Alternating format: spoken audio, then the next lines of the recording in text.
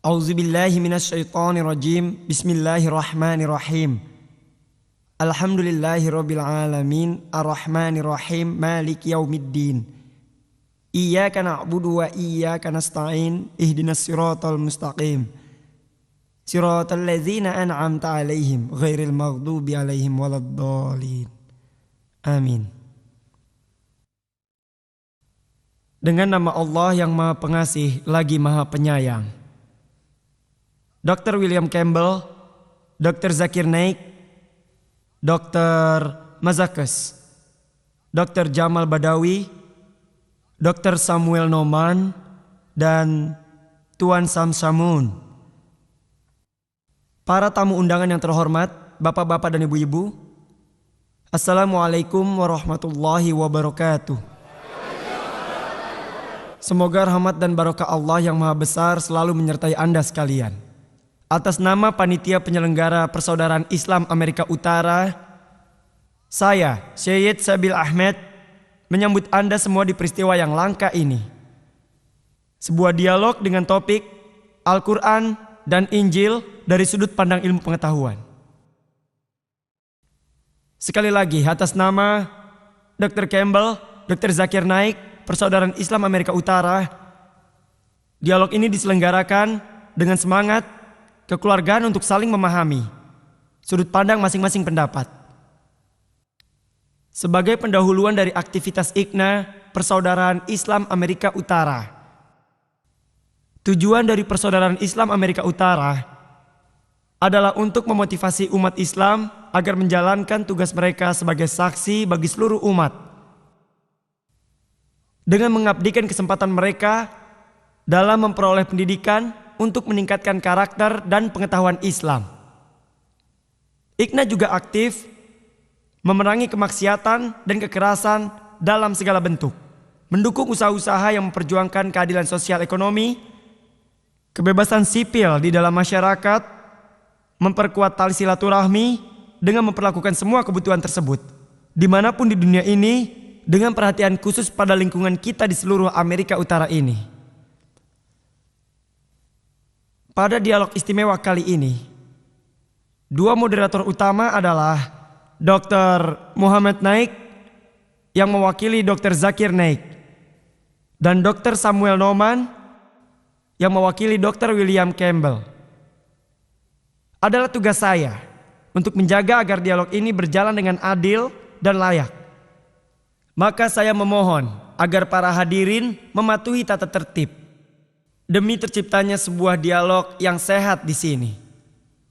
Dengan demikian, saya persilakan Dr. Samuel Noman untuk memperkenalkan Dr. William Campbell. Assalamualaikum. Terima kasih Saudara Sabil Ahmed. Merupakan kenikmatan dan kehormatan saya berada di sini. Perkenankan saya dengan sekelompok saudara-saudari dari latar belakang Nasrani untuk menyampaikan banyak terima kasih pada Persaudaraan Islam Amerika Utara dan warga setempat yang telah menyelenggarakan peristiwa yang sangat istimewa ini di sini. Terima kasih banyak. Mereka telah bekerja keras, mereka bekerja luar biasa, sehingga kita berada pada saat yang menentukan, yaitu dengan berada di sini. Dr. William Campbell melakukan tugas medisnya di Cleveland, Ohio, di Universitas Case Western Reserve. Beliau bekerja di Maroko selama 20 tahun, tempat dia belajar bahasa Arab. Setelah 7 tahun di Tunisia, beliau menulis bukunya atas dorongan Dr. Maurice Buchel. Beliau adalah seorang Nasrani yang taat. Dia orang yang suka menjelaskan Injil pada setiap orang. Pada usia 74 tahun, Dr. Campbell pensiun dengan memiliki cucu 10. Kami sangat berterima kasih dan sangat bahagia dapat bersama Anda malam ini. Terima kasih.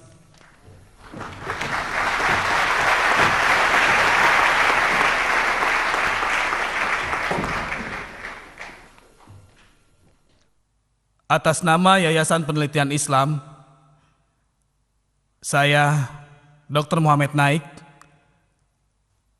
merasa bahagia berada di tengah-tengah Anda sekalian bersama dengan Dr. Zakir. Adalah suatu kenikmatan dapat berada di sini dalam peristiwa yang langka ini, dan juga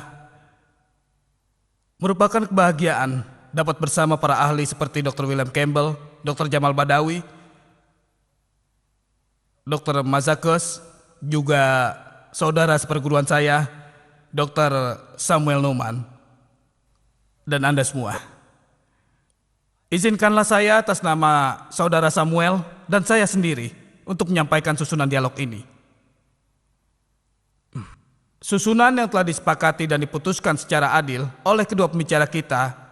Pertama-tama Dr. William Campbell akan berbicara selama 55 menit dengan topik Al-Quran dan Injil dari sudut pandang ilmu pengetahuan. Dan kemudian Dr. Zakir Naik akan menyampaikan presentasinya selama 55 menit dengan topik yang sama. Berikutnya akan dilanjutkan dengan sesi tanggapan, yaitu Dr. Campbell akan merespon materi yang disampaikan Dr. Zakir selama 25 menit. Lalu diikuti dengan Dr. Zakir yang juga akan memberi tanggapan atas materi yang disampaikan oleh Dr. Campbell selama 25 menit. Lalu yang terakhir, kita akan membuka sesi tanya jawab yang dipilih yang hadir dalam auditorium kita ini. Lalu setelah sesi pertanyaan, secara langsung kami akan memberi kesempatan kepada para penanya melalui kartu yang akan disediakan oleh para sukarelawan di tiap-tiap gang. Semuanya akan dipilih secara acak oleh para koordinator dan juga penasehat untuk masing-masing pembicara. Bapak-bapak, ibu-ibu sekalian, inilah pembicara kita yang pertama, Dr. William Campbell.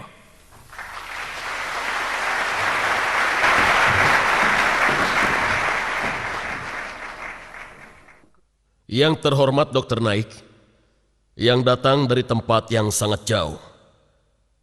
Yang terhormat Sabil Ahmed dan Muhammad Naik, dan panitia yang terhormat. Dengan menyebut dialog ini sebagai dialog terdahsyat adalah terlalu berlebihan, namun sangatlah menarik. Dan yang terhormat para peserta sekalian, malam ini kita akan berbicara tentang firman-firman Injil dan firman-firman Al-Quran. Para ahli linguistik modern mengatakan kata phrase atau kalimat merupakan maksud dari pembicara dan apa yang didengar oleh seseorang atau sekelompok orang, dan pada kasus Al-Quran adalah apa yang dimaksud Muhammad dan juga mereka-mereka yang mendengarkannya. Untuk memeriksa hal ini, kami memiliki konteks dari semua penggunaan dalam Injil atau Al-Quran. Sebagai tambahan, ada juga puisi-puisi dan surat-surat pada abad itu. Untuk Injil pada abad pertama Masehi dan untuk Al-Quran pada abad pertama Hijriah. Jika kita akan mengikuti kebenaran, kita tidak akan mengarang sesuatu yang baru. Jika kita secara serius mencari kebenaran, tidak ada kebohongan yang diperbolehkan. Ini adalah sebuah contoh dari apa yang saya katakan. Mari kita lihat slide-nya.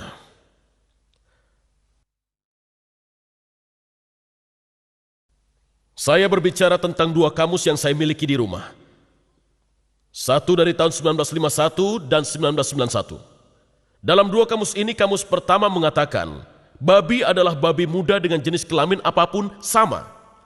Arti kedua, any swine atau hog, babi jinak maupun peliharaan itu sama saja. Ketiga, daging babi sama. Kemudian arti dari manusia atau hewan yang memiliki kelakuan seperti babi, itu juga sama. Seseorang yang rakus dan di bawah sini memasukkan logam dalam lubang untuk babi baja, itu sama. Namun di sebelah sini ada arti baru. Seorang opsir polisi, kita menyebut seorang opsir polisi dengan babi. Baiklah, pertanyaannya adalah, dalam Taurat dikatakan bahwa kamu tidak boleh makan babi. Atau dapatkah saya balik dan mengatakan, oh ya, itu artinya opsir polisi, kamu tidak boleh memakan opsir polisi? Tentu saja tidak. Dalam Al-Quran Allah berfirman, kamu tidak boleh makan babi. Bolehkah saya artikan tidak boleh makan opsir polisi? Tentu saja tidak. Itu salah, bodoh sekali, itu bohong sekali. Muhammad tidak bermaksud opsir polisi, Musa tidak bermaksud opsir polisi. Kita tidak boleh membuat arti baru. Kita harus menggunakan arti yang dikenal pada masa abad pertama Masehi untuk Injil dan juga abad pertama Hijriah untuk Al-Quran. Sekarang, mari kita lihat atas apa yang dikatakan Al-Quran tentang embriologi. Oh maaf, salah ambil.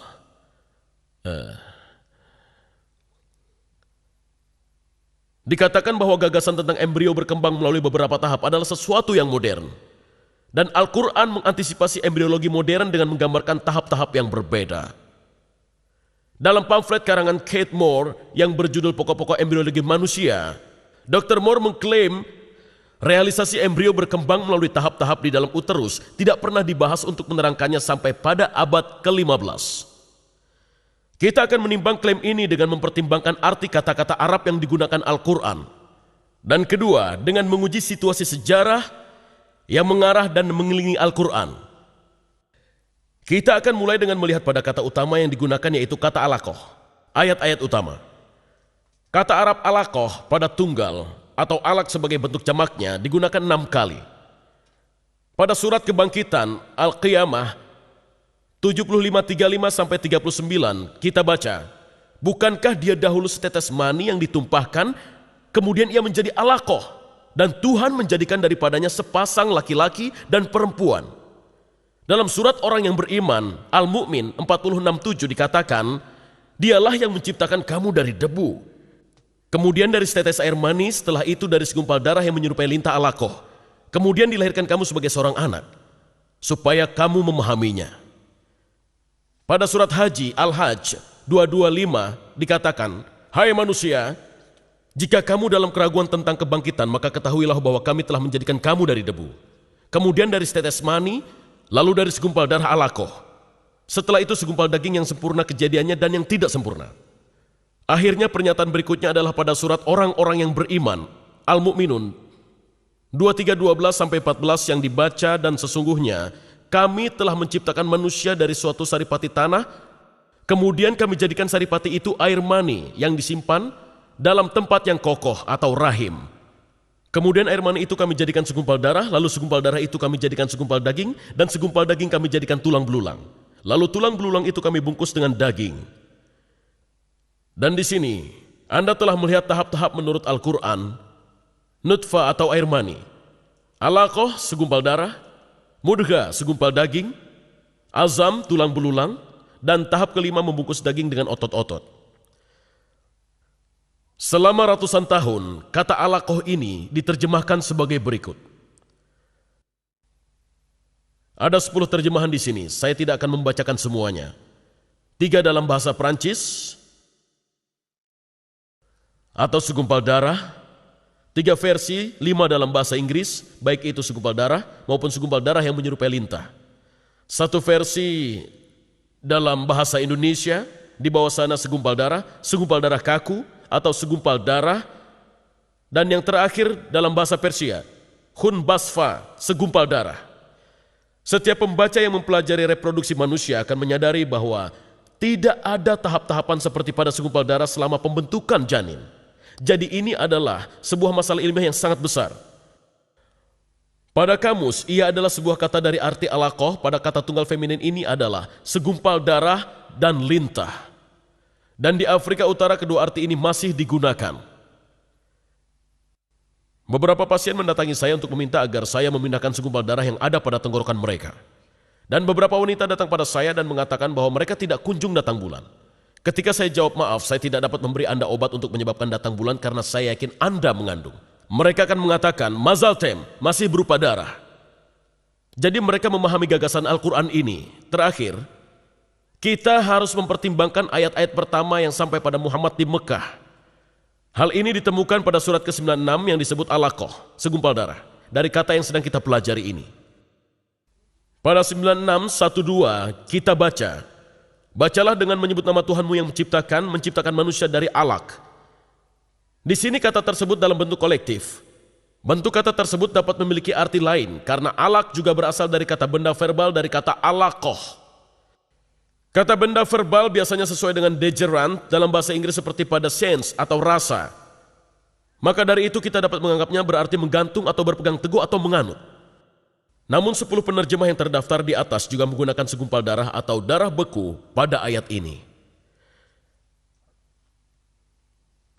Di samping jumlah dan kualifikasi para penerjemah yang menggunakan kata segumpal darah, seorang dokter asal Prancis, yaitu Maurice Bucaille, mempunyai kata yang tajam untuk mereka. Dia menulis, hal apakah yang sering menyesatkan pembaca yang ingin tahu, lagi-lagi masalah kosakata? Mayoritas terjemahan menggambarkan contohnya pembentukan manusia dari segumpal darah. Sebuah pernyataan semacam ini sangat tidak diterima oleh para ilmuwan yang ahli pada bidang ini. Hal ini menunjukkan betapa pentingnya sebuah hubungan antara linguistik dan pengetahuan ketika ia datang untuk menangkap arti dari pernyataan-pernyataan Al-Quran dalam hal reproduksi. Dengan kata lain, Bucaille mengatakan tidak seorang pun menerjemahkan Al-Quran secara benar sampai saya, Dr. Bucaille, datang. Menurut Dr. Bucaille, bagaimana kata itu harus diterjemahkan? Dia berpendapat bukannya segumpal darah, kata alaqah seharusnya diterjemahkan sesuatu yang lengket, yang mengacu pada janin yang melekat pada uterus melalui plasenta.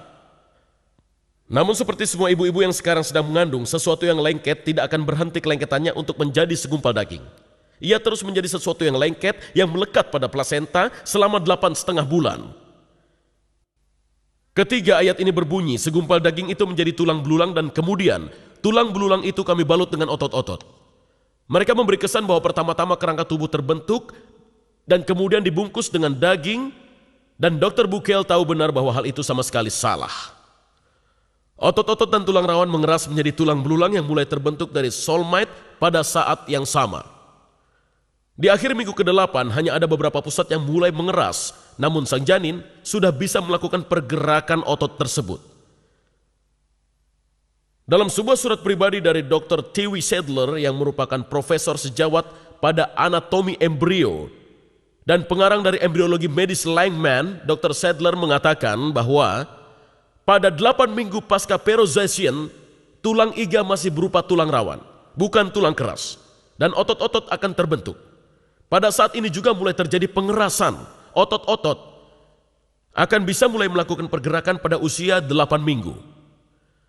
Adalah lebih baik jika kita memiliki 2 saksi. Jadi mari kita lihat apa yang dikatakan Dr. Kate Moore tentang perkembangan tulang dan otot dalam bukunya Perkembangan Manusia. Kita akan menemukan informasi sebagai berikut yang disarikan dari bab 15 dan 17. Sistem rangka tubuh berkembang melalui mesoderm. Otot-otot lemas berkembang di pucuk lemas yang berasal dari mesoderm somatik ini. Kita lihat slide ini, mungkin sulit. Tapi ini adalah pucuk lemas, dan kemudian ini adalah sedikit tulang rawan dengan dikelilingi oleh otot. Ini juga tulang rawan, dan ini adalah pucuk lemas secara keseluruhan. Tulang terbentuk dan dalam bentuk tulang belulang, tapi ini adalah tulang rawan, belum menjadi tulang keras. Slide kedua menunjukkan bagaimana ia terbentuk. Ini adalah tulang rawan. Meskipun ia sebuah tulang, namun terlihat seperti tulang rawan. Kemudian mulai mempunyai simpanan kalsium dan mulai mengeras dan akhirnya tulang keras terbentuk.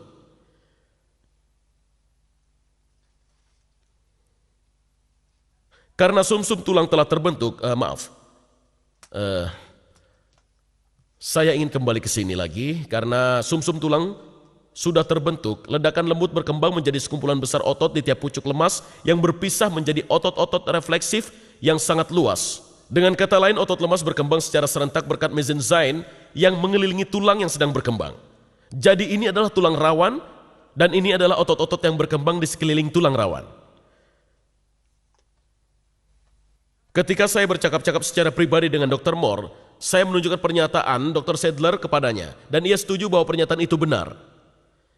Kesimpulannya, Dr. Sadler dan Dr. Moore berpendapat ketika tulang rawan terbentuk tidak membutuhkan waktu, kemudian otot-otot diletakkan di sekelilingnya. Otot-otot sudah ada di sana beberapa minggu sebelum tulang mengeras, bukannya ditambahkan sekeliling tulang yang sebelumnya telah terbentuk seperti yang dikatakan Al-Quran. Di sini Al-Quran salah besar. Masalahnya jauh dari solusi. Mari kita kembali ke alaqah. Dr. Moore punya saran, dia mengatakan ayat lainnya dalam Al-Quran berarti penampilannya menyerupai lintah dan tahap seperti segumpal daging dari perkembangan manusia. Dari definisi ini Dr. Moore mengusulkan ada 23-30 hari embrio yang berusia 23 hari, panjangnya 3 mm atau 8 dalam satuan inci. Saya tidak dapat melepaskan jari saya darinya tanpa menyentuhnya terlebih dahulu. Ini adalah tahap 10, terlihat di sampul dalam buku Moore. Ini awalnya, lihatlah, ini adalah sperma yang memasuki telur. Jadi ini adalah tahap 1. Menuju ke bawah ini ke tahap 6 pada minggu kedua. Dan ini adalah minggu ketiga. Dan ini adalah tahap 10 yang pertama, dan ini hari ke-23. Dan ini adalah apa yang ingin dikatakan oleh Dr. Moore, seperti lintah. Jika kita bisa melihat lebih jauh dan melihat pada sinar X, ini adalah hari ke-22 dan tulang belakang masih terbuka. Dan ketika kita melihat pada hari ke-23, tulang belakang terbuka di sana dan terbuka di sana, dan kepalanya terbuka lebar, tidak terlihat seperti lintah. Dan jika Anda terus mengikuti, ini adalah diagram untuk itu. Kepalanya terbuka, nostril, neuroper, dan akhirnya diagram ini menunjukkan ini adalah embrio yang berusia 20 hari. Ia memiliki sebuah kantung kuning telur dan ia memiliki tali pusar sama sekali tidak terlihat seperti lintah.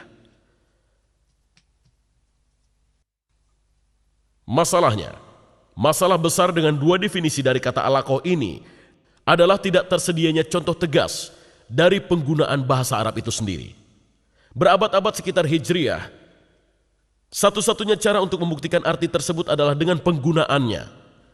Satu-satunya cara untuk membuktikan apakah bentuk tunggal alaqah dapat berarti embrio yang berukuran 3 mm atau sesuatu yang lengket adalah dengan mengadakan pencacahan, menunjukkan penggunaan kata ini dalam surat di seluruh Mekah dan Madinah, utamanya dari bahasa kaum Quraisy.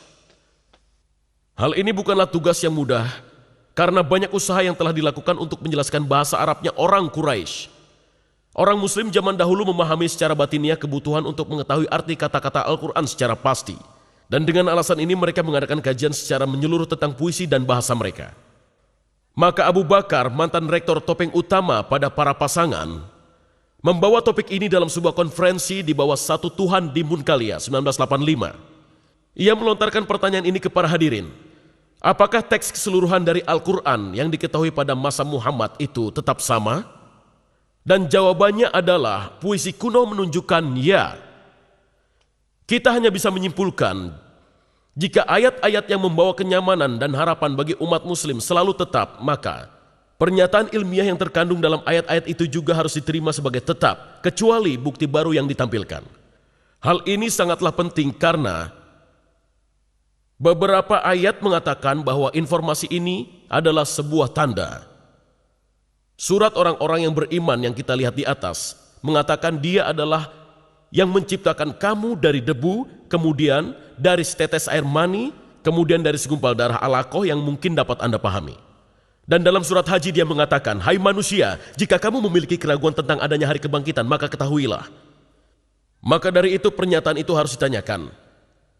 Jika itu adalah tanda yang jelas bagi pria dan wanita Mekah dan Madinah, apa yang mereka ketahui tentang alaqah yang menuntun mereka pada iman di hari kebangkitan? Jawabannya, kita akan menguji situasi sejarah yang mengantarkan pada masa Muhammad untuk melihat apa yang Muhammad dan pengikutnya percaya tentang embriologi. Kita akan mulai dengan Apokritis. Berdasarkan bukti yang terbaik, dia dilahirkan di Kepulauan Kus Yunani pada abad 460 sebelum Masehi. Dan dia melalui tahap-tahapnya sebagai berikut.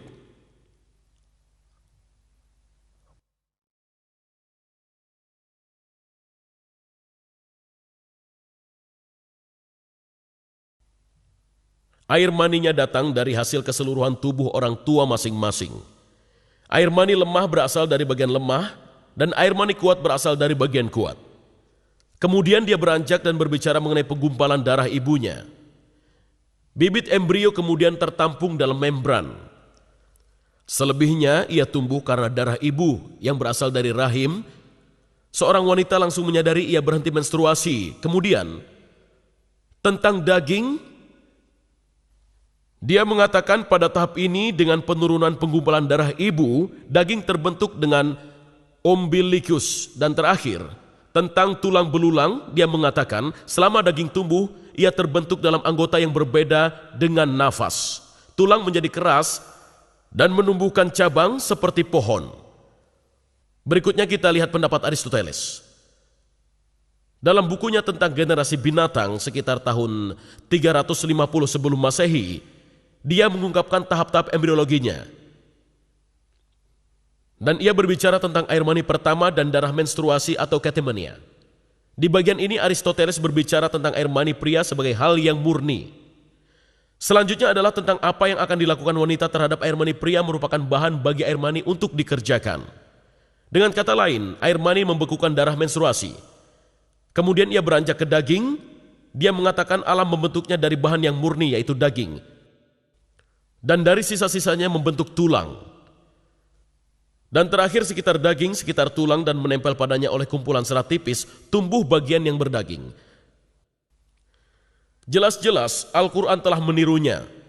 Air mani membeku dalam darah menstruasi yang membentuk daging, dan kemudian di dalam tulangnya tersebut tumbuh bagian berdaging. Berikutnya kita pikirkan obat-obatan India. Pendapat Syaraka di tahun 123 sebelum Masehi dan Susruta bahwa baik pria maupun wanita menghasilkan bibit. Pria mengeluarkan sukra atau air mani dan wanita mengeluarkan artafa, sanita, darah. Dan hal-hal itu berasal dari darah, lewat makanan, lewat darah. Dan di sini kita lihat bahwa di Mendicant India, mereka juga mempunyai gagasan bahwa anak berasal dari air mani dan darah.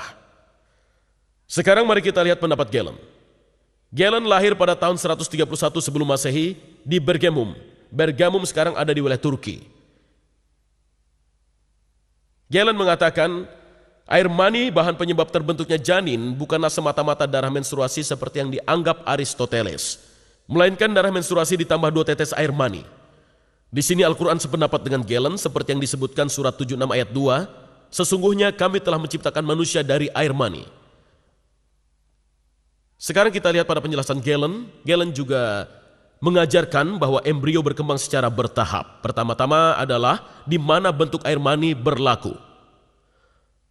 Tahap berikutnya ketika ia telah terisi dengan darah, dan jantung dan otak dan hati masih belum berbentuk dan tersambung. Ini adalah masa yang oleh Hippocrates disebut janin.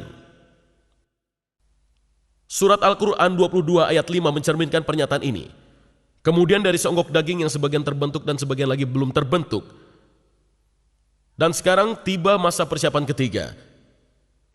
Jadi Allah menyebabkan daging tumbuh dan mengelilingi tulang. Sudah kita lihat bahwa Al-Quran sependapat dengan hal ini. Dalam surat 23 ayat 14 dikatakan, dan kami balut tulang dengan daging. Masa keempat dan masa terakhir,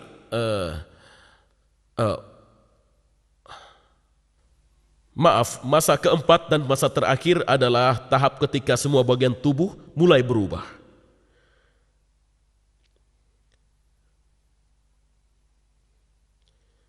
Galen sangat terpandang dalam bidang obat-obatan tepat pada zaman Hijriah. 4 tokoh kedokteran di Alexandria, Mesir memutuskan untuk mendirikan sebuah sekolah kedokteran dengan menggunakan 16 buku Galen sebagai dasar pembelajarannya. Hal ini berlangsung sampai dan selama abad ke-13. Sekarang mari kita lihat. Dan kita tanya diri kita sendiri, bagaimana situasi politik, ekonomi, dan kedokteran Arab pada masa Muhammad? Bagaimana situasi yang sebenarnya? Dari Hadramaut di Yaman, pedagang rempah-rempah berdagang melewati daerah selatan melalui Mekah dan juga Madinah dan kemudian mencapai seluruh Eropa. Di Arab Utara sekitar tahun 500 sebelum Masehi, kaum Gaza mengambil alih dan tahun 528 mereka menguasai gurun Syria sampai pinggiran Madinah. Shiraik, sebuah bentuk dari Aramaik serumpun dengan bahasa Arab, adalah bahasa resmi mereka. Pada tahun 463, kaum Yahudi menerjemahkan Taurat dan Perjanjian Lama dari bahasa Ibrani ke bahasa Shiraik. Museum Inggris memiliki salinannya. Kitab itu berguna bagi kaum Gustian yang beragama Kristen dan bagi kaum Yahudi di Arabia. Selama masa ini Sirigus, Syria, dan Shini yang meninggal di Konstantinopel pada tahun 536 yang merupakan salah seorang penerjemah terdahulu dan terhebat dari bahasa Yunani ke bahasa Shiraik, menerjemahkan bermacam-macam karya dalam bidang obat-obatan, termasuk 26 karya Galen. Hal ini membuat mereka tersedia di kerajaan Khosrow I di Persia dan bagi suku Ghassan yang mempunyai pengaruh membentang sampai pinggiran Madinah. Khosrow I, Kisra dalam bahasa Arab, raja dari Persia, dikenal sebagai Khosrow Agung. Pasukannya menaklukkan daerah sampai sejauh Yaman, dan dia juga menyukai belajar dan ia mulai mendirikan sekolah. Sekolah Jundi Shapur berdiri selama kepemimpinan panjang pertama Khosrow selama 48 tahun, menjadi pusat intelektual terbesar di zamannya. Dalam naungannya terjadi pertukaran besar antara pemikiran dan pengalaman Yunani, Yahudi, Nestorian, Persia, Hindu, dan ajaran ini sebagian besar dalam bahasa Syiraik, dari terjemahan Syiraik dari teks Yunani. Metode Aristoteles, Hippocrates, dan Galen ini sudah ada ketika sekolah kedokteran Jundi Shapur beroperasi selama masa pemerintahannya. Tahap selanjutnya penakluk Arab memaksa kaum Nostor untuk menerjemahkan teks Syiraik mereka tentang obat-obatan Yunani ke dalam bahasa Arab itu sendiri. Terjemahan dari Syiraik ke bahasa Arab sangatlah mudah, karena kedua bahasa tersebut mempunyai tata bahasa yang sama.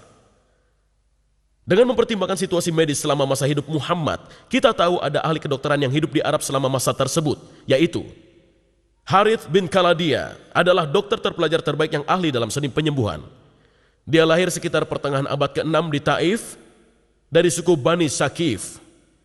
Dia menempuh perjalanan melalui Yaman dan kemudian Persia, tempat ia memperoleh pendidikannya dalam ilmu kedokteran di sekolah kedokteran besar Jundi Shapur, sehingga sangat mengenal ajaran kedokteran Aristoteles, Hippocrates, dan juga Galen. Setelah menyelesaikan studinya, dia praktek sebagai seorang dokter di Persia, dan selama masa ini dia dipanggil ke hadapan Raja Khosrow. Dengan beliaulah ia berbicara panjang lebar. Dia kembali ke Arab pada awal Islam dan juga bermukim di Taif. Ketika berada di sana, Abu Khair, Raja Yaman, datang menemuinya karena penyakit yang dideritanya, dan ketika ia disembuhkan, dia menghadiahkannya banyak uang dan juga budak wanita. Meskipun Harith bin Khaladia tidak menulis buku apapun dalam bidang kedokteran, pandangannya tentang berbagai masalah kedokteran masih terangkum dalam percakapannya dengan Khosrow I. Tentang mata, ia mengatakan bahwa mata berisikan lemak yang berupa bagian putih, kedua berisi air yang berupa bagian hitam, dan juga angin yang berupa penglihatan. Semua hal ini sekarang kita tahu keliru. Namun hal ini semua adalah pemikiran Yunani. Semua menunjukkan perkenalan Harith dengan dokter-dokter Yunani. Dengan menyimpulkan situasi tersebut dalam beberapa kata dalam bukunya, Sword Telemetry Arabs, Dr. Lucien Leclerc menulis, Harith bin Khaladia belajar kedokteran di Jundi Shapur, dan Muhammad berhutang pada Harith atas pengetahuan kedokteran yang telah dimilikinya. Jadi dengan satu atau lainnya, dengan mudah kita dapat menelusuri jejak obat-obatan Yunani. Terkadang Muhammad merawat orang sakit, namun pada kasus yang sulit, dia akan merujuk pasiennya kepada Harith. Orang terpelajar lainnya di sekeliling Muhammad adalah Laden bin Harith. Dia tidak ada hubungannya dengan Harith. Dia adalah orang Persia dan merupakan sepupu dari Muhammad, dan juga pernah mengunjungi kerajaan Khosrow. Dia belajar bahasa Persia dan musik yang dikenalnya dari kaum Quraisy yang berada di kota Mekah. Namun dia tidak menyukai Muhammad, menilai beberapa cerita dalam Al-Quran. Muhammad tidak pernah memaafkannya atas apa yang telah dilakukannya, dan ketika dia dimasukkan ke dalam penjara pada saat perang Badar, Muhammad menjatuhkannya dengan hukuman mati. Kesimpulannya kita lihat bahwa satu, bangsa Arab yang hidup di Mekah dan Madinah pada tahun 600 mempunyai hubungan politik dan ekonomi dengan orang-orang dari Ethiopia, Yaman, Persia, dan juga Bizantium. Kedua, sepupu Muhammad mengetahui bahasa Persia dengan baik, belajar musik di sana.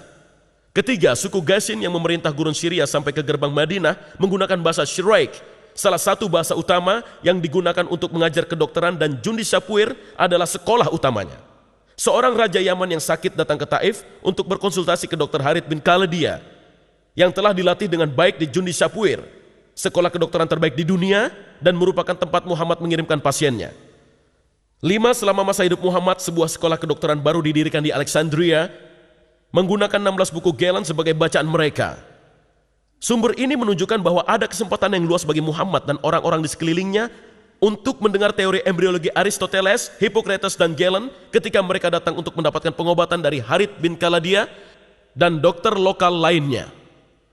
Jadi ketika Al-Quran mengatakan pada surat Makkiyah terakhir, orang-orang yang beriman, dialah yang menciptakan kamu dari debu, kemudian dari tetes air mani, kemudian dari segumpal darah yang menyerupai lintah, supaya kamu memahaminya. Dan kemudian dalam surat Haji Hai manusia, jika kamu dapat keraguan tentang kebangkitan dari kubur, maka ketahuilah sesungguhnya kami telah menjadikan kamu dari debu. Adalah benar bagi kita untuk bertanya lagi, apa yang harus dipahami? Apa yang harus diketahui? Dan ini adalah tahap-tahap Al-Quran lagi. Nutfah, air mani, alaqah, mudghah, seonggok daging, azam, tulang belulang, dan 5, membalut tulang dengan otot. Jawabannya sangat jelas, mereka memahami dan mengetahui pengetahuan umum. Tahap-tahap embriologi seperti yang diajarkan oleh dokter-dokter Yunani. Saya tidak bermaksud kalau pengikut Muhammad semuanya tahu tentang nama-nama dokter Yunani. Namun mereka mengetahui tahap-tahap embriologi dokter Yunani. Mereka percaya bahwa air mani pria tercampur dengan darah menstruasi wanita menghasilkan segumpal darah yang menjadi bayi. Kedua, mereka percaya ada masanya ketika janin terbentuk secara sempurna. Ketiga, mereka percaya tulang terbentuk dahulu kemudian dibalut dengan otot-otot. Allah menggunakan pengetahuan umum itu sebagai tanda yang mendorong pembaca dan pembaca berpaling kepadanya. Masalahnya adalah bahwa pengetahuan umum ini keliru.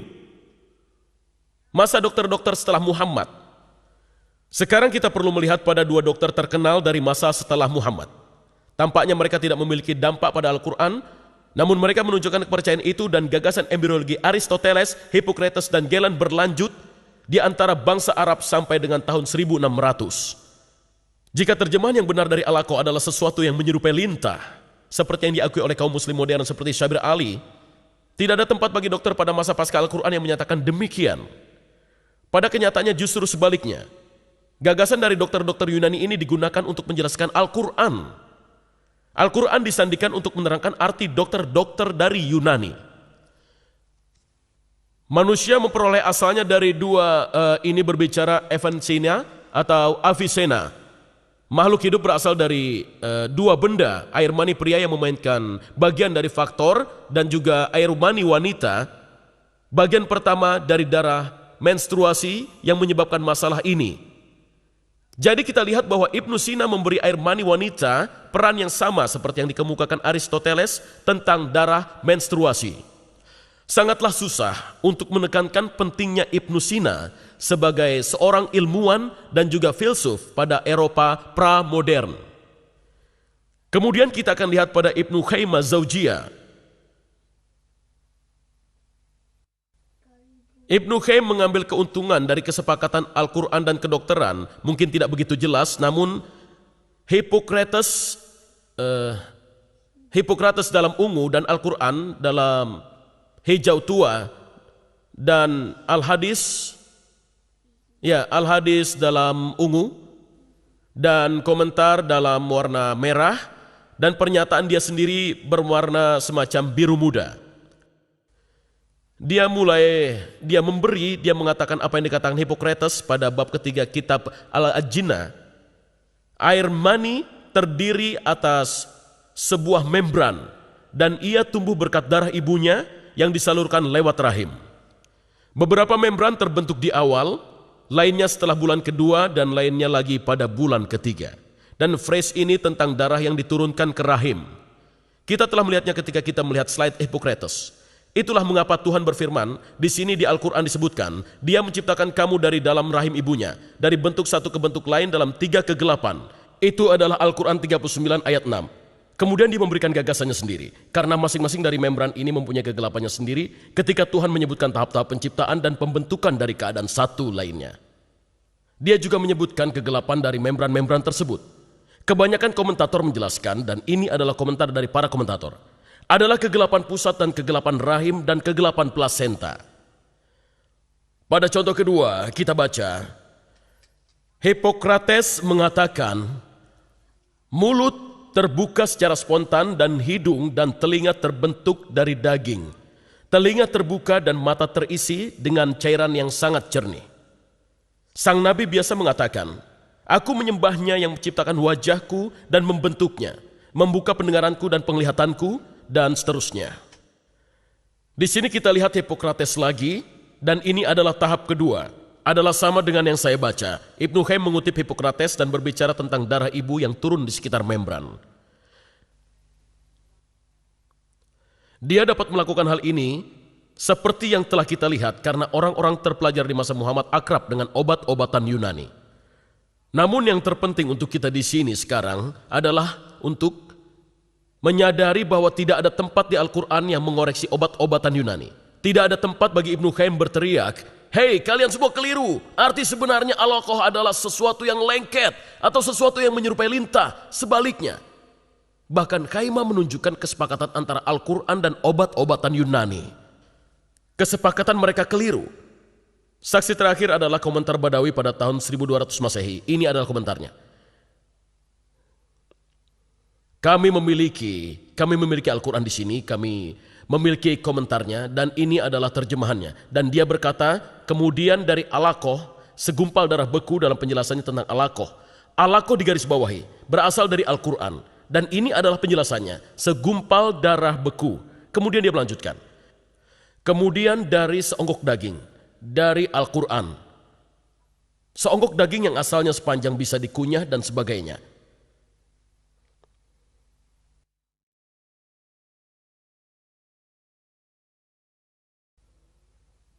Seperti yang telah saya sebutkan di awal kajian, dikatakan bahwa gagasan tentang embrio berkembang dalam tahapan adalah modern, dan bahwa Al-Quran mengantisipasi embriologi modern dengan menggambarkan tahapan yang berbeda. Namun kita lihat bahwa Aristoteles, Hippocrates, bangsa India dan Galen semuanya telah membahas tahapan perkembangan embriologi, dan itu adalah ribuan tahun sebelum turunnya Al-Quran. Dan setelah turunnya Al-Quran, keadaan tahapan berbeda seperti yang dijabarkan oleh Al-Quran dan dokter-dokter Yunani itu sendiri. Disebutkan dalam ajaran Abyssinian dan Ibnu Qayyim, dan intinya sama seperti yang diajarkan Galen dan ahli sebelumnya. Berkaitan dengan tahapan terbentuknya tulang, sangat jelas seperti yang dijelaskan Dr. Moore dengan sangat mahir dalam buku catatannya, bahwa otot berawal dari semite pada saat yang sama seperti model tulang rawan pada tulang. Tidak ada tahap tulang di mana ada kerangka duduk di sini dan kemudian otot-otot membungkus di sekelilingnya. Hal itu sama jelasnya dengan bahwa alaqah dalam Al-Quran berarti segumpal darah, dan bahwa kaum Quraisy yang mendengar Muhammad bicara mengerti apa yang dimaksudkannya adalah darah menstruasi sebagai peran serta wanita dalam perkembangan bayi. Maka dari itu, dapat kita simpulkan bahwa selama ini ayat-ayat Al-Quran tentang embriologi mengatakan bahwa manusia tercipta dari setetes air mani yang menjadi segumpal darah ada dalam rekaman sempurna dengan ilmu pengetahuan abad pertama Hijriah pada zaman Al-Quran. Namun ketika kita bandingkan dengan ilmu pengetahuan modern abad ke-20, Hippocrates adalah keliru, Aristoteles keliru, Galen keliru, dan Al-Quran keliru.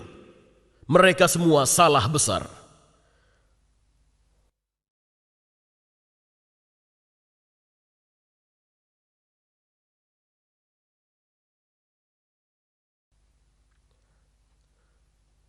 Sekarang mari kita lihat sekilas tentang sinar bulan. Apakah Al-Quran menyatakan bahwa bulan memantulkan sinar matahari sebelum ini menjadi pengetahuan umum? Dalam surat Nuh ayat 15-16 dikatakan, "Tidakkah kamu perhatikan bagaimana Allah menciptakan 7 langit bertingkat-tingkat dan menciptakan bulan sebagai cahaya atau nur di tengah-tengah dan membuat matahari sebagai pelita atau siraj?" Bulan disebut cahaya dalam bahasa Arab nur, dan matahari sebagai pelita siraj. Beberapa umat muslim mengaku bahwa karena Al-Quran menggunakan kata-kata yang berbeda berbicara tentang cahaya matahari dan cahaya bulan, terkuak bahwa matahari adalah sumber cahaya, sementara bulan hanya memantulkan cahaya. Pernyataan ini tersirat sangat kuat oleh Syabir Ali dalam bukletnya Ilmu Pengetahuan dalam Al-Quran, dan dinyatakan secara jelas oleh Dr. Zakir Naik dalam videonya, "Apakah Al-Quran wahyu Tuhan seperti yang akan Anda lihat sekarang?"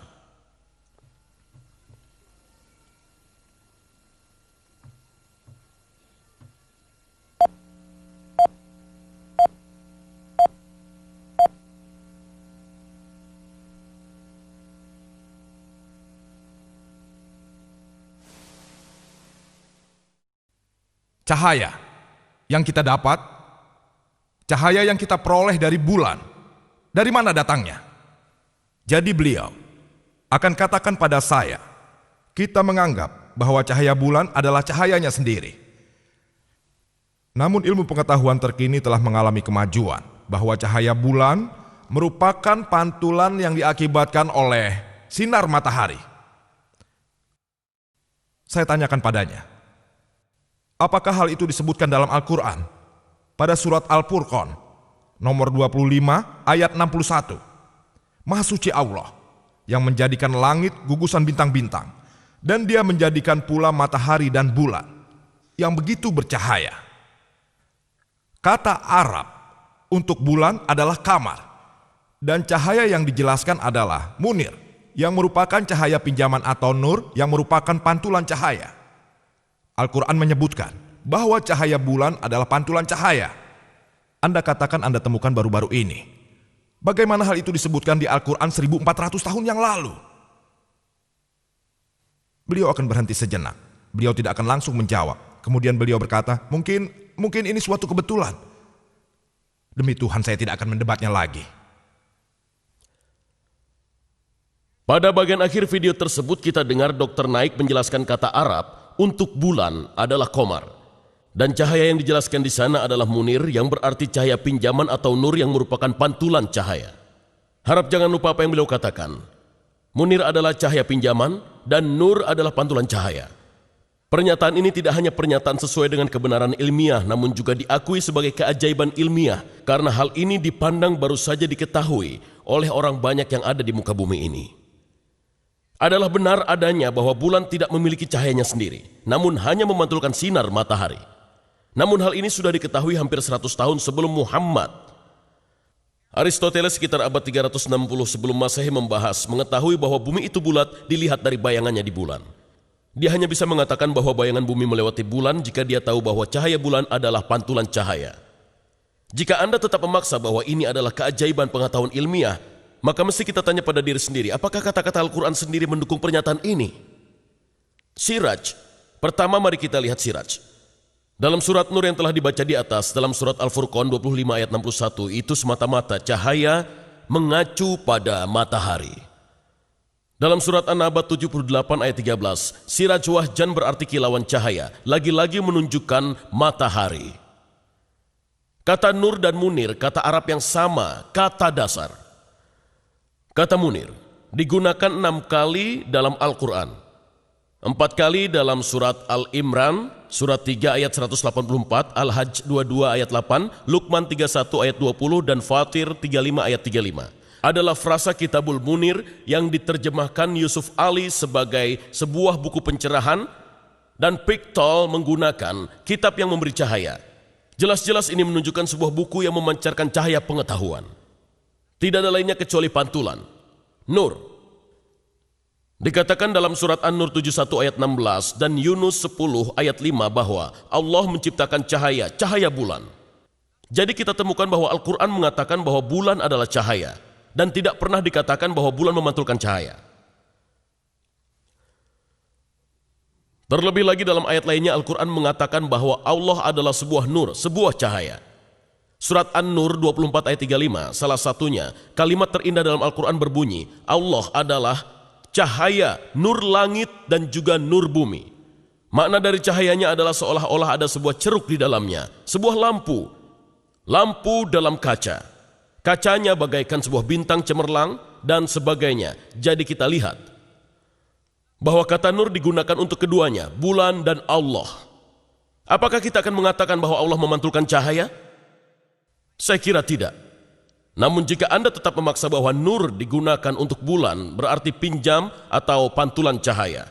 Dan kita lihat di atas bahwa Allah adalah cahaya, nur langit dan bumi. Apa sumber dari cahaya ini?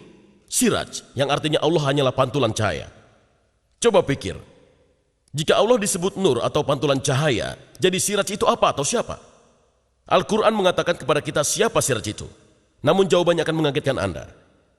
Dalam surat Al-Ahzab 33 ayat 45-46 kita temukan, hai Nabi, sesungguhnya kami mengutusmu sebagai saksi dan pembawa kabar gembira dan pemberi peringatan, dan sebagai cahaya yang menerangi. Di sini dikatakan bahwa Muhammad cahaya yang menerangi. Dalam bahasa Arab adalah sirajan munira. Secara kebahasaan dan keagamaan ini adalah akhir dari bahasan. Secara kebahasaan siraj dan kata sifat bulan di sini digunakan bersamaan dengan sesuatu yang bercahaya. Seorang Muhammad. Sangatlah jelas munir tidak berarti pantulan cahaya dalam ayat ini atau di ayat lainnya. Ia berarti bercahaya. Orang-orang pada masa Muhammad memahami bahwa bulan bercahaya dan mereka benar. Sama seperti pada masa Musa memahami bahwa matahari adalah cahaya terbesar dan bulan cahaya yang lebih redup, dan mereka benar. Namun jika Anda memaksa, kata Arab nur dan bulan di sini berarti pantulan cahaya. Kemudian berdasarkan penggunaan dari kata-kata ini dalam Al-Quran, Muhammad menyerupai matahari dan Allah menyerupai bulan. Apakah Dr. Naik benar-benar ingin mengatakan bahwa Muhammad adalah sumber cahaya dan Allah hanyalah pantulannya? Mengapa hal yang disebut pernyataan ilmiah ini yang tak seorang muslim pun akan dukung jika dia memberi kajian yang salah tentang Al-Qurannya sendiri? Dalam sebuah dialog seperti malam ini sangatlah membuat pembahasan yang jujur hampir tidak mungkin. Mari kita lanjutkan. Dan kita melihat pada perputaran air. Beberapa pengarang Islam menyatakan bahwa Al-Quran menunjukkan pengetahuan pra-ilmiah tentang perputaran air. Apakah perputaran air itu? Dalam slide ini Anda akan melihat 4 langkah. Langkah pertama adalah penguapan. Air mengalir dari laut dan bumi. Langkah kedua, ia menjadi awan. Langkah ketiga, ia menurunkan hujan. Dan keempat, hujan ini menyebabkan tanaman tumbuh. Semuanya terlihat maju ke depan, dan setiap orang tahu 2, 3, dan 4. Bahkan jika mereka tinggal di kota, mereka tahu bahwa awan muncul dan datang hujan, dan bunga mereka tumbuh. Namun bagaimana dengan langkah pertama? Penguapan. Kita tidak dapat melihatnya, sangatlah sulit.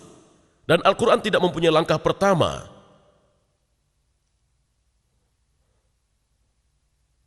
Sekarang akan kita lihat pada seorang nabi dalam Injil, yaitu nabi dari tahun 700 sebelum Masehi. Nabi Amos, dia menulis, dialah yang menciptakan Pleiades dan Orion, yang membuat kegelapan menjadi fajar dan senja malam menjadi gelap malam. Dan dia kemudian memanggil air dari lautan. Tahap pertama. Dan menaburkan mereka ke permukaan tanah. Tahap ketiga. Tuhan atau Yahweh adalah namanya. Dan nabi lainnya adalah Ayub. Surat 36 ayat 26-28. Setidaknya 1000 tahun sebelum Hijriah. Dia mengatakan, sesungguhnya Allah itu besar, tidak tercapai oleh pengetahuan kita.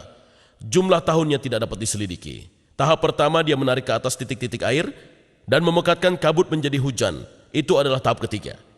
Dan kemudian awan disebutkan tahap kedua, yang dicurahkan oleh mendung dan disiramkan ke atas banyak manusia. Jadi dalam Injil, tahap pertama yang sulit ini sudah ada di sana lebih dari ribuan tahun sebelum Al-Quran. Sekarang mari kita teruskan dan lihat pada pegunungan. Al-Quran memiliki lebih dari selusin ayat yang menyebutkan bahwa Tuhan menempatkan pegunungan secara tetap dan tidak bergeser. Dan dalam beberapa ayat ini pegunungan disebut baik sebagai anugerah bagi orang beriman atau peringatan bagi orang kafir. Satu contoh dapat ditemukan dalam surat Luqman, ayat 10-11, di mana satu di antara 5 pegunungan adalah peringatan. Dikatakan, dia menciptakan langit, katakan, dia menciptakan langit tanpa tiang yang kamu melihatnya, dan dia meletakkan di atas bumi gunung yang kokoh, rawasia, supaya tidak menggoyangkan kamu. Dalam Sang Nabi Al-Anbiya ayat 31, sebagai satu dari 7 peringatan kita baca, dan kami telah jadikan di bumi ini gunung-gunung yang kokoh, supaya bumi itu tidak goncang bersamamu, bersama mereka. Akhirnya dalam lebah An-Nahl surat 16 ayat 15 mengatakan bahwa dia telah menjadikan alga di bumi gunung yang kokoh, rawasia, supaya tidak menggoyangkan kamu. Kita lihat bahwa kemudian orang-orang beriman dan orang-orang kafir diberitahu bahwa Allah melakukan hal agung tersebut. Dia menancapkan pegunungan sehingga bumi tidak akan bergoyang secara dahsyat bersamanya. Maka dari itu harus kita tanyakan diri sendiri apa yang mereka ketahui. Pada 2 ayat berikut gambaran lainnya diberikan. Berita besar. An-Naba surat 78 ayat 6 dan 7.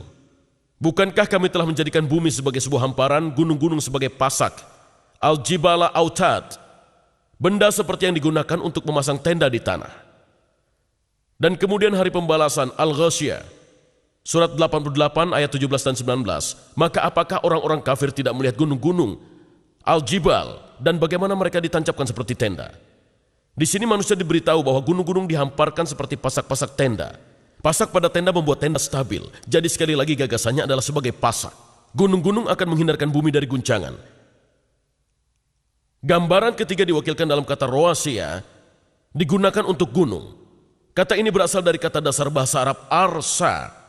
Dan kata dasar yang sama digunakan untuk kata Arab untuk jangkar. Untuk membuang atau melempar jangkar, alga al-mirsa. Jadi bukannya melempar jangkar untuk membuat kapal tidak bergerak. Kami menghamparkan gunung-gunung untuk membuat bumi tidak bergerak. Nah, dari gambaran ini sangatlah jelas bahwa pengikut Muhammad tahu bahwa gunung-gunung diletakkan seperti pasak pada tenda untuk membuat tenda tetap pada tempatnya.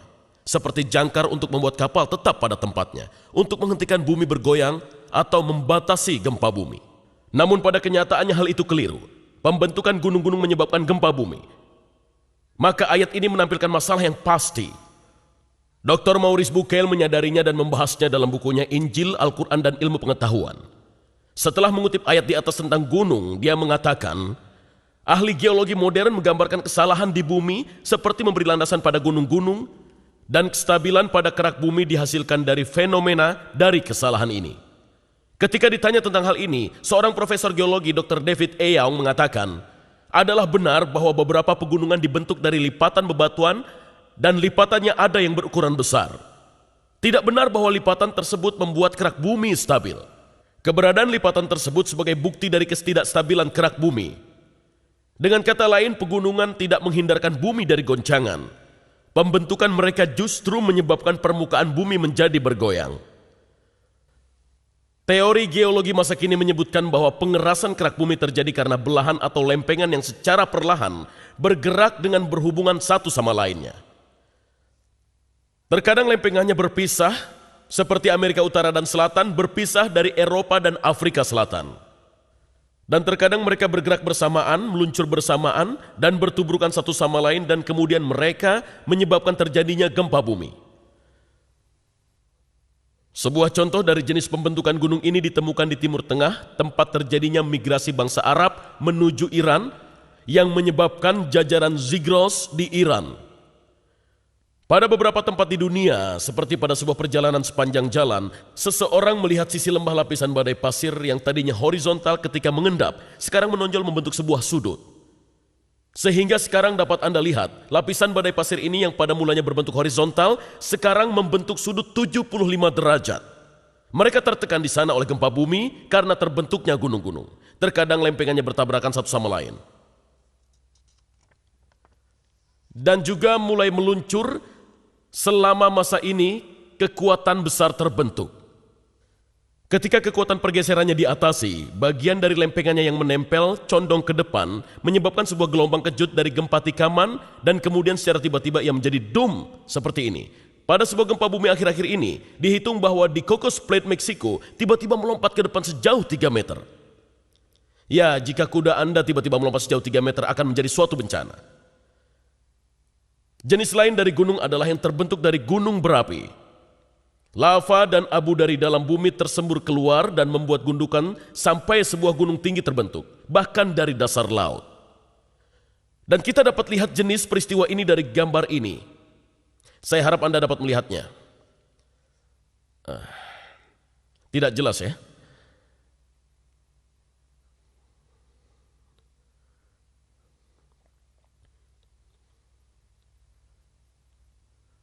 Kerak samudera di sebelah sini, dan kerak benua di sini. Dan kerak lautan bergeser ke bawah kerak benua, dan gunung-gunung ditemukan di sini. Ini adalah gunung berapi, dan ini adalah magma dari batuan-batuan. Naik ke atas melalui gunung berapi, dan ini adalah gunung berapi lainnya dengan magma yang sedang naik ke atas. Dan Anda lihat di sini, ini adalah bagaimana gempa bumi itu terjadi.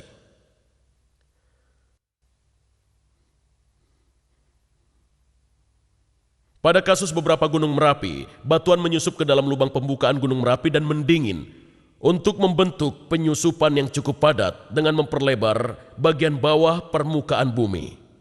Jadi jika ia menempel dan tertutup, maka ia akan menyerupai sebuah sumbatan. Namun itu bukanlah seperti akar, ia tidak menahan beban gunungnya. Itu seperti tersumbat. Maka pada suatu saat tekanan terbentuk pada sumbatan dan gunung berapinya meletus seperti yang terjadi pada Gunung Krakatau di Pasifik Selatan tahun 1883 ketika seluruh pulau meletus. Hal itu juga terjadi pada Gunung Saint Helena di Ardes ketika sebuah gunung meletus. Dapat kita simpulkan bahwa pegunungan yang pada mulanya terbentuk oleh pergerakan dan pergeseran dan yang kita ketahui sekarang, gempa bumi terjadi karena formasi lanjutannya. Ketika lempeng saling menumbuk, terjadilah gempa bumi. Namun sangat jelas bahwa pengikut Muhammad memahami ayat-ayat ini yang menyatakan Allah menancapkan pegunungan seperti sebuah pasak atau jangkar untuk menghindari bumi bergoyang. Menancapkan pegunungan di bumi mungkinlah sebuah puisi. Namun untuk mengatakan bahwa pegunungan menjaga bumi dari goyangan adalah kesulitan yang parah yang sangat tidak sejalan dengan ilmu pengetahuan modern. Sekarang kita hendak melihat sekilas tentang apa yang dikatakan matahari tentang apa yang dikatakan Al-Quran tentang matahari.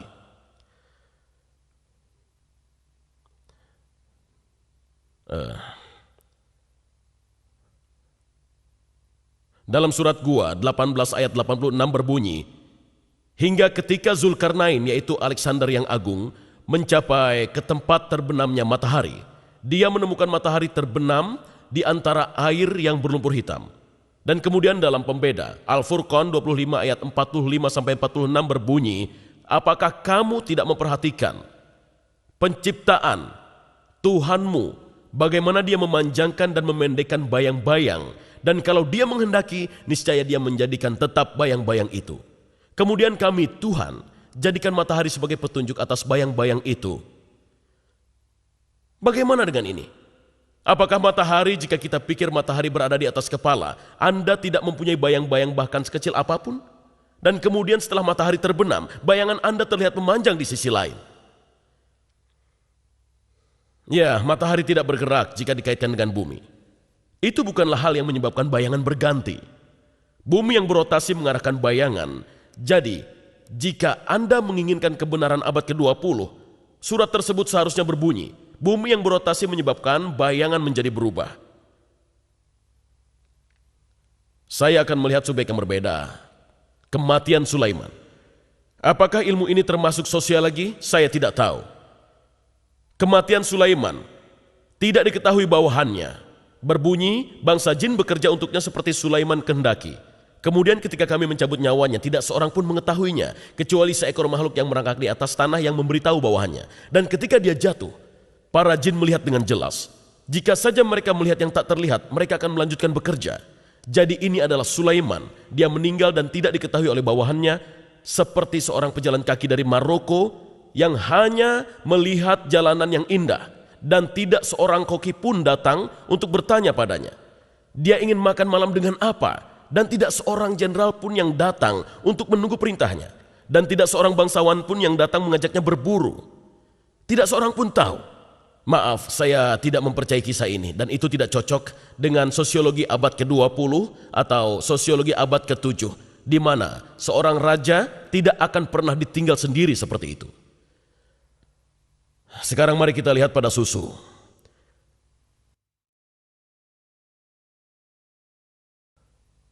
Dikatakan dalam surat Lebah An-Nahl 16 ayat 66, kami memberimu minum daripada apa yang berada dalam perutnya, yaitu hewan ternak antara kotoran dan darah, susu murni, dan baik bagi orang-orang yang meminumnya.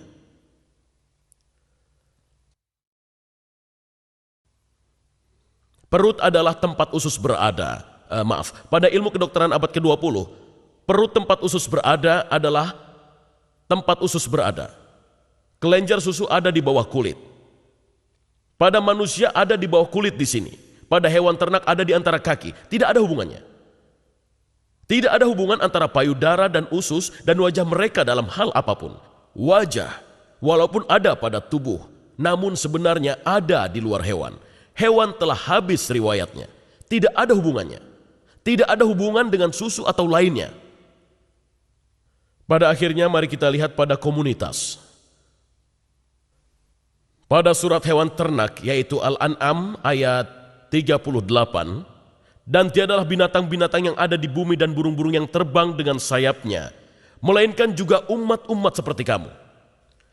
Berbicara tentang tak seekor pun binatang di bumi maupun yang bisa terbang, dan kemudian dikatakan masing-masing dari mereka adalah komunitas sepertimu.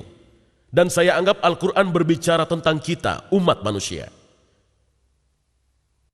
Ya, pada beberapa laba-laba ketika mereka selesai menenun, sang ibu memakan sang ayah. Saya senang istri saya tidak memakan saya. Bahkan pada lebah, sang jantan diusir sampai dia mati. Saya lega setelah kami punya 4 anak, istri saya tidak mengusir saya juga. Terakhir, singa. Ketika singa beranjak tua, singa jantan juga beranjak tua. Singa muda datang dan mengusirnya dari ayahnya sendiri, dan singa muda merampas sang istri dari ayahnya. Namun apa yang dia lakukan dengan anak singa? Anak dari singa tua, dia membunuh mereka semua. Sehingga saya tidak berpikir pemikiran itu benar pada semua komunitas lainnya. Dan semua hewan lainnya tidak hidup seperti komunitas kita, manusia. Kesimpulannya jelas bahwa Al-Quran memiliki beberapa kesalahan ilmiah. Memang secara umum, Al-Quran sudah sesuai dan mencerminkan kebenaran. Dan saya telah melakukan yang terbaik untuk menampilkan informasi yang terpercaya. Dan jika Anda ingin melihat semua referensinya, ada buku saya yaitu Al-Quran dan Injil dari sudut pandang sejarah dan ilmu pengetahuan yang dijual di luar pintu itu dengan harga terjangkau malam ini. Semoga Tuhan membimbing Anda sekalian. Terima kasih.